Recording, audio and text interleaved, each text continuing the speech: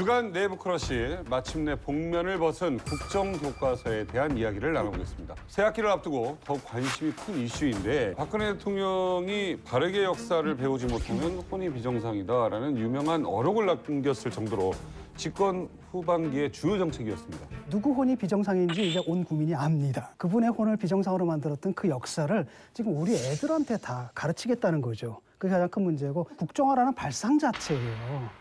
국가에서 역사에 대한 어떤 특정한 해석을 독점을 해가지고 이걸 모든 국민들한테 강요하겠다라는 게 자유민주주의 체제에서 가능한 발상이 아니다라는 거죠.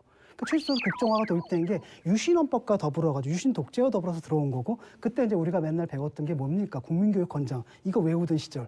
그 문화를 이 시기에 지금 또다시 리바이벌을 하겠다라는 그 발상 자체가 가장 큰 문제고요. 기본적인 거는 이해합니다. 그러니까 그 국정화라는 것이 낡은 개념이고, 국정교과서를 쓰는 나라가 북한, 스리랑카, 몽골, 그리고 하다못해 러시아의 푸틴 대통령도 역사교과서를 해보려고 하다가 5개월 만인가 6개월 만에 접었어요.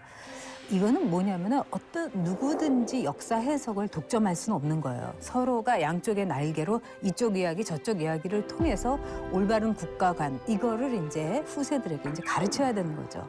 그런데 그동안은 어땠냐 하면은 정말 박근혜 대통령이 국정교과서를 만들어야 되겠다고 결심할 만큼 국정교과서의 그 탄생에 동인이 된 것은 바로 좌편향의 교과서였어요. 이런 문제 속에서 저는 박근혜 대통령이 제대로 된 역사의식과 인문학적인 기본이 있었다면 국정교과서가 아니라 검인정 교과서의 하나의 틀 속에서 우파의 생각을 담은 교과서를 딱 내놔서 경쟁하게 만드는 거였어요.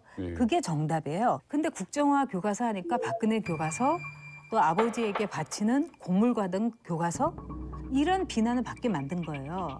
그래서 저는 좌편향 교과서의 문제점은 반드시 있다. 이건 우리가 인식하고 넘어가야 돼요. 그러나 그렇다고 해서 그 답이 국정화는 아니다. 제가 역사를 전공했습니다. 그런데 이제 저도 우리 전혁 작가님의 말에 동의하는 게, 저도 기본적으로 국정교과서는 아니라고 봅니다. 그러나 국정교과서가 나오게 된 배경은 우리의 기존의 역사교과서, 검정교과서가 과도하게 한쪽을 쏠렸기 때문에 뭔가 대안을 만들어야 되는데 대안을 할 수가 없었던 거예요. 국정교과서 잘못됐기 때문에 현재 검인정 교과서 다 괜찮다라는 식으로 넘어가서 안 된다는 게 기본 생각입니다.